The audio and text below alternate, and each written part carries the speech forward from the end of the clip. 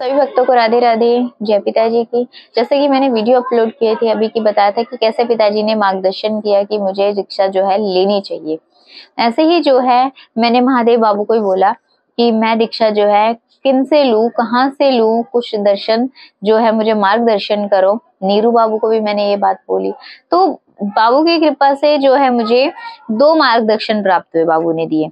क्योंकि एक तो वो जहां से बाबू ने खुद स्वयं शिक्षा प्राप्त की थी, संदीपनी आश्रम से, जो मध्य प्रदेश में है, जहाँ पे हमारे लड्डू बाबू ने 64 कलाएं सीखी थी। एक तो वो जगह, दूसरी बात जो उन्होंने बताई वृंदावन से। लेकिन मुझे ये नहीं बताया कि मुझे किन गुरु से मतलब कि मैं दीक्षा लूं। मार्गदर्शन तो हो चुका था, फिर जैसे जो है गुरुदेव का जो है आभास उन्होंने करवाया मुझे कि गुरुदेव से दीक्षा। देखिएगा, गुरुदेव आज जहाँ पर जो है, जैसे मैंने बाबू को बोला कि मुझे दीक्षा लेनी है, तो ये कार्यभार जो है बाबू ने लाडली को सौंप दिया, मेरी विष्णुप्रिया को। विष्णुप्रिया ने जो है मेरा मार्गदर्शन किया कि मुझे जो है वृंदावन से लेनी है। लेकिन जब संतों की बात आती है, चर्चा आती है, तो मैंने कहा कि मैं किन से लूं। तो गुरुदेव का जो है सत्संग सुनते थे कभी कभी, जैसे कि पहले, अभी तो गुरुदेव जो है केली कुंज में सत्संग करते हैं, लेकिन पहले जो है गुरुदेव केली कुंज में नहीं करते थे, दूसरी जगह जहाँ पे सत्संग करते थे। तो उनकी वो वीडियोस जो है मैंने सुनी हुई थी। तो मार्गदर्शन हुआ कि मुझे गुरुदेव को ही गुरु बनाना है। कुछ चीजें जो है मैं आपको स्पष्ट रूप से नहीं बता सकती, क्योंकि कुछ जो होते हैं वो गुप्त ही रखी जाती है। तो यानी कि ये मुझे चेतना मेरे अंदर जागृत की कि मुझे गुरुदेव से ही दीक्षा लेनी है। लेकिन इसके लिए भी जो है अभी मार्ग कठिन था, क्योंकि जो मार्ग जो मैंने अपनाया था ये दीक्षा का, ये मेरे लिए आसान नहीं था। अब मैंने जब खोज शुरू की कि मुझे गुरुदेव से दीक्षा लेनी है, तो वृंदावन में गई थी। तो मैंने कहा कि जैसे कि हम हर महीने वृंदावन जाते हैं, तो उस दिन भी जो है बिहारी जी के दर्शन करके और मार्केट जो जा रही थी मैं, तो मैंने उनसे गुरुदेव की फोटो ना, एक जो है स्टूडियो, फोटो स्टूडियो था, उसके अंदर मैंने गुरुदेव की फोटो देखी। मैं तुरंत उस दुकान के अंदर गई, मैंने बोला ये गुरुदेव जो है कहाँ मिलेंगे। तो उन्होंने कहा कि मतलब ये तो आपको केली कुंज मिलेंगे। अब राधा केली कुंज, तो उन्होंने बोला कि केली कुंज, राधा केली कुंज। तो मैं कह रही कि केली कुंज कहाँ है। मुझे ऐसा लग रहा था सुनने से ही कि जैसे ये वृंदावन से बाहर की जगह हो। तो मैंने कहा ये कहाँ है, तो उन्होंने बोला ये इस्कॉन टेम्पल के पास में है। अब हमने क्या करा, रिक्शा ली। रिक्शा लेते ही जो है उस दिन मेरे पास में मेरी विजय लक्ष्मी थी, क्योंकि मैं विजय लक्ष्मी को दर्शन कराने के लिए जो है लेकर गई थी, और एक लाला भी आने थे, एक भक्त के। ये सब उसी दिन की जो लीला थी। अब जैसे ही मैं, जो फोटोग्राफर ने, जैसे फोटो वाले ने हमें बोला कि आपको केली कुंज जाना पड़ेगा और ये इस्कॉन के पास में है, तो फिर मैंने कहा कि ठीक है, तो मुझे इस्कॉन जाना है। अब ये आपको मैं एक चीज बताऊं, गुरुदेव को पता, संतों के हम ना जो बातें होती है वो ग्रहण कर लेते हैं।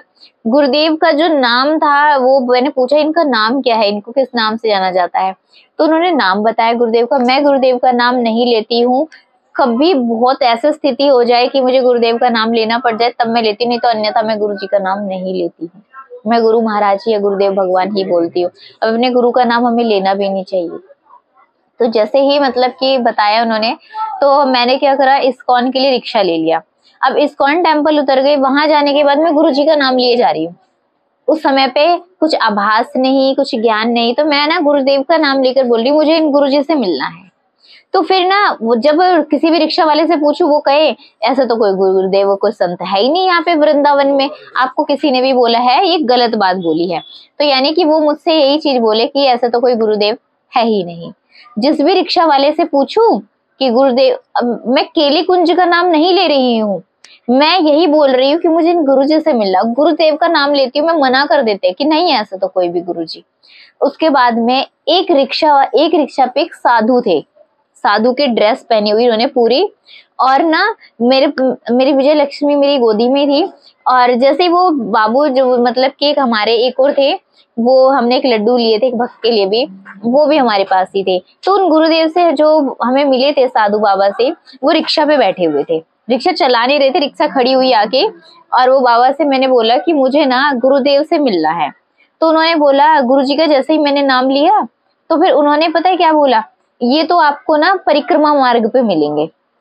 डायरेक्शन बता दी उन्होंने, दिशा, किस दिशा में जाओ और ऐसे पुलिस चौकी से मुड़ जाना, ये केली कुंज की तरफ जो है रास्ता जाता है, ये आपको वहां मिलेंगे। अब ऐसा हुआ कि उसी रास्ते पे चले गए जहाँ उन्होंने बताया, गुरुजी ने जो संत मिले थे उन्होंने। अब मैं ना वहां जैसे ही हम ना पुलिस चौकी से मुड़ते हैं, कॉर्नर से, टी पॉइंट से, तो वहां पर ना पिताजी का मंदिर था। अब वहां से आगे क्या जाना रास्ता ही नहीं पता, छोटा सा बिल्कुल ना पिताजी का मंदिर बना हुआ है।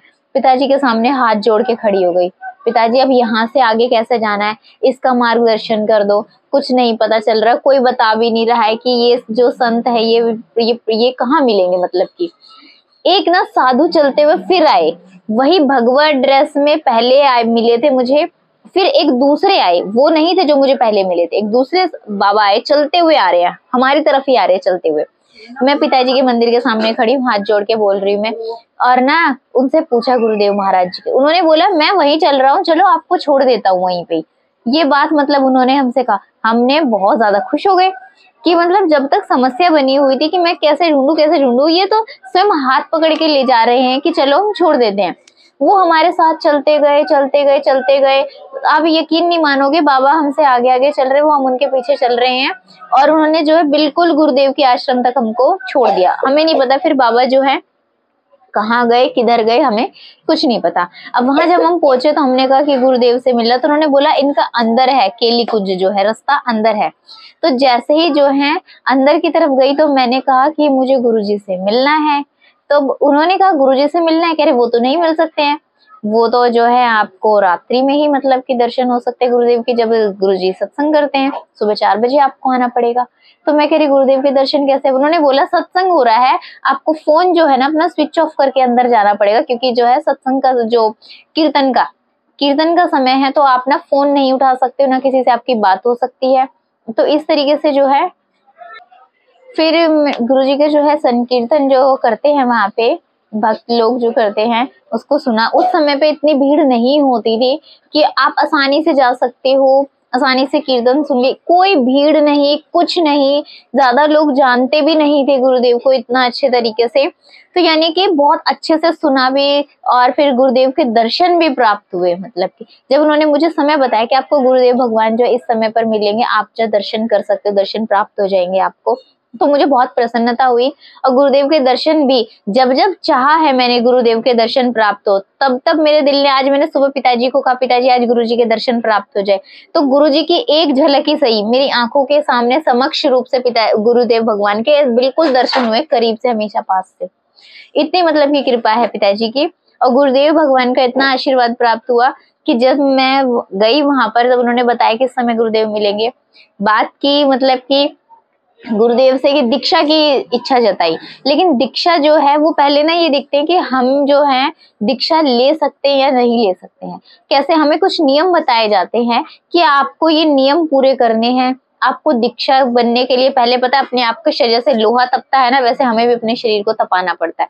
काफी लोग जो है नियमों पे चलना है, सबसे मेन है नियम मायने रखते हैं। अब वो नियम कोई ऐसे आपसे खास नियम नहीं करवाएंगे कि आप कर ही ना पाओ, बस ये चीज है, संयम सबसे ज्यादा जरूरी है, माला जाप जरूरी है। तो यानी कि ये चीजें इसलिए बताई जाती है ताकि आप ना उन चीजों का निरंतर जाप करके भक्ति मार्ग में चल सको। काफी लोग जो है दीक्षा लेना चाहते हैं, नियम की बात सुनते ही डर जाते हैं, अरे नहीं नहीं बहुत तगड़े नियम होते होंगे गुरुदेव भगवान के, जब ही नहीं ले सकते हैं। जब विराट कोहली और अनुष्का जब गुरुदेव के यहाँ दर्शन के लिए गए थे, उसके बाद से तो समझ लिया भक्तों का तांता सा लग गया एक तरीके से, इतनी भीड़ कि गुरुदेव के दर्शन ही दुर्लभ हो गए। लोग जो है ना बहुत ज्यादा जो है जाने लग गए। फिर जो है सब चीजों का एक टाइम टेबल बना दिया गया कि आपको इतने बजे आना है, दीक्षा के लिए आना है, इतने बजे आपको दीक्षा प्राप्त होगी, किस समय आप एकांतिक वार्तालाप में जा सकते हो। यानी कि बहुत सारी चीजों को जो है एक टाइम टेबल बनाना, और ये इसलिए जरूरी भी है ताकि सभी लोगों को ना सभी अपने जितने भी सवालों के जवाब हैं वो सही आराम से मिल सके उन्हें, और हर चीज को आसानी से समझाया भी जा सके। इस तरीके से जो है ना भक्तों की काफी सहयोग दिया जाता है समझने के लिए। जब मुझे दीक्षा के लिए बुलाया गया तो आपको सुबह पता है यमुना जी में स्नान करने के बाद में आपको दीक्षा के लिए बुलाया जाता है। और दीक्षा की जो बात है वो ये एकदम से ही गुरुदेव, पहले तो थे दीक्षा जब भी मिल जाती थी, लेकिन अब दीक्षा जो है प्राप्त नहीं होती है जल्दी से, क्योंकि पहले देखा जाता है कि भक्तों के अंदर कितना संयम है, वो कितने दिन आ सकते हैं केली कुंज, कितने दिन जो है वो राधा नाम का जप कर सकते हैं। तो ये सब देखने के बाद में ही जो है अब दीक्षा दी जाती है। तो यानी कि मेरी दीक्षा एक लंबे प्रोसीजर के बाद ही संपूर्ण हुई है। मेरे को जाते ही दीक्षा नहीं प्राप्त हो गई थी कि मैं गई और मुझे दीक्षा प्राप्त हो गई। पहले मुझे कुछ चीजें बताएं कि आपको ये सब करना है, तब ताकि मैं उन नियमों पे उतर पाऊं, ताकि मैं ये मुझ में हो जाए अंदर से कि हाँ मैं अपने गुरु के लिए जो है बिल्कुल सही समय, जैसे मेरे गुरुदेव भगवान ने जो आज्ञा की है मैं उस आज्ञा का पालन कर सकूं। जिस चीजों को भी गुरुदेव अगर अपने मुंह से वाणी एक बार अगर बोल दें तो मैं उन चीजों पे खरी उतर सकूं। यानी कि जब मैं इस लायक हो गई तब मुझे लगा कि अब सही समय है मेरा दीक्षा लेने का।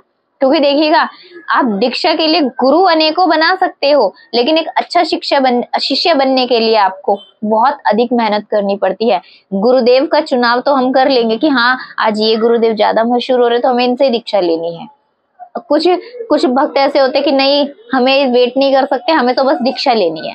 लेकिन सबसे मेन जो मायने रखता है वो नियम मायने रखता है कि आप एक शिष्य जो है ना, किसी भी गुरु से आप दीक्षा लो, कोई भी गुरु हो, लेकिन आपके लिए कुछ चीजें जो एक बेहतरीन शिष्य के लिए जो होती है वो होनी बहुत ज्यादा जरूरी है। ये नहीं है कि हाँ भाई हमने दीक्षा ले ली, हम शिष्य बन गए हैं और हमारी दीक्षा पूरी, अब हमें ईश्वर का नाम लेना है और सारा कार्य संपूर्ण हो गया। ऐसा नहीं होता है। बहुत चीजें होती है जिन चीजों का हमें ध्यान रखना होता है। अब मैं आपको जो अपनी अगली वीडियो में ये बताऊंगी कि आपको अगर राधा वल्लभ संप्रदाय से जुड़ने के बाद में क्या क्या नियम का पालन करना है, क्या क्या चीजें आपको नियमित रूप से करनी है और कैसे करनी है, ये भी मैं आपको बताऊंगी।